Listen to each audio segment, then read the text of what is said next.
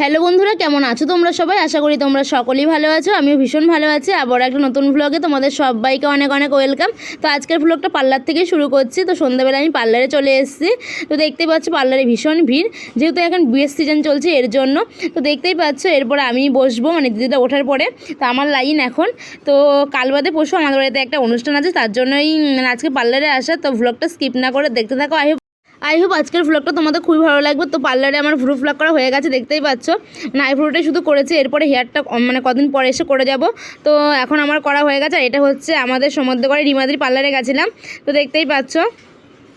আর যা গরম পড়েছে, এই গরমে নাজেহাল পুরো অবস্থা। তোমাদের ওইদিকে কেমন গরম পড়েছে অবশ্যই কমেন্ট করে জানিও। আর সেদিন তো ভ্লগটা কন্টিনিউ করতে পারিনি, তো পরের দিন আবার সকালে শুরু করলাম। এই হচ্ছে আমাদের কাঁঠাল গাছ।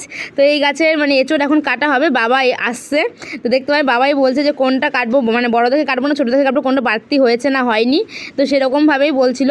তো তারপরে দেখো বাবা একটা এঁচোড় মানে হাত দিয়েই মানে ভাঙছে।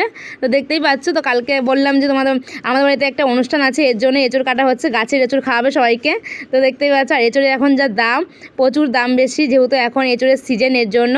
তো দেখতেই পাচ্ছ সবাই এখানে দাঁড়িয়ে আছে, সবাই গল্প করছিল যে কি করবে না করবে। তো এঁচোড় মা কাটবে, এরপরে দেখবে তো এঁচোড়ের মধ্যে মাংস হয়েছে কিনা।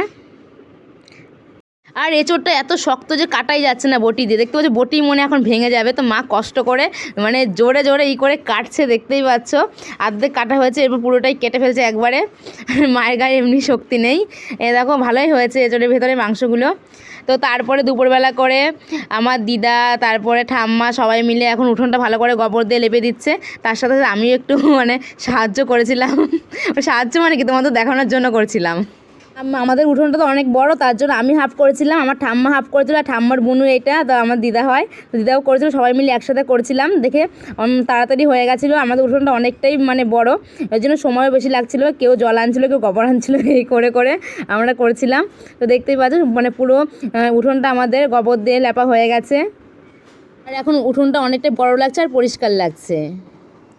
তারপরে দুপুরবেলা ভাত টাত খেয়ে নিয়ে চলে এসেছিলাম একটা বান্ধবীর কাছে মেহেন্দি পরার জন্য। কালকে আমাদের বাড়িতে একটা স্পেশাল মানে অনুষ্ঠান, মানে আমার জন্য একটা স্পেশাল দিন। তো সেই ভ্লগটা আমি তোমাদের সাথে শেয়ার করব, অবশ্যই তোমরা দেখো, তোমাদেরও ভালো লাগবে।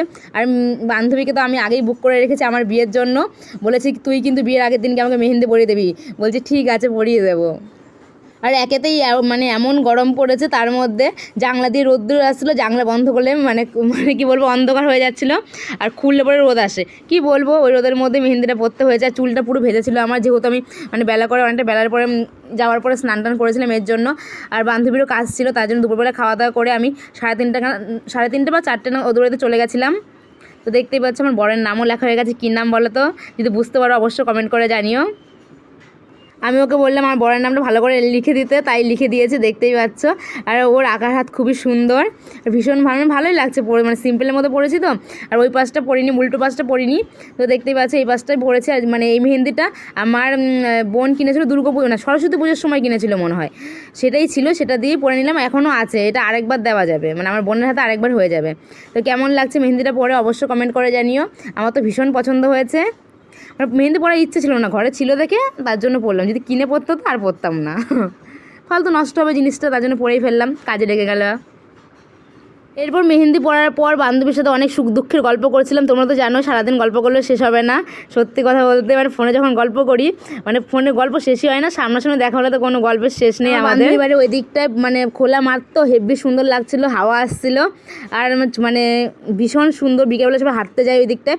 তারপর ওদের বাড়ি থেকে এসে সন্ধ্যেবেলা আমি চলে এসেছি আমাদের বাজারে একটা দোকানে, এখান থেকে আমি কোমর বিছা নেবো, এর জন্য এসেছি।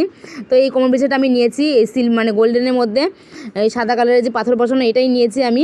তো কালকে এটাই পরবো। তো আজকের মতো ভ্লগটা আমি এখানে এন্ড করে দিচ্ছি। আমার ভ্লগ ভিডিও ভালো লাগলে অবশ্যই লাইক কমেন্ট শেয়ার করে দিও। নতুন বন্ধু হয়ে থাকলে চ্যানেলটি সাবস্ক্রাইব করে রেখো। আজকের মতো এই পর্যন্ত, দেখা হচ্ছে নেক্সট অন্য কোনো ভ্লগে। টাটা সবাইকে, সবাই ভালো থাকো।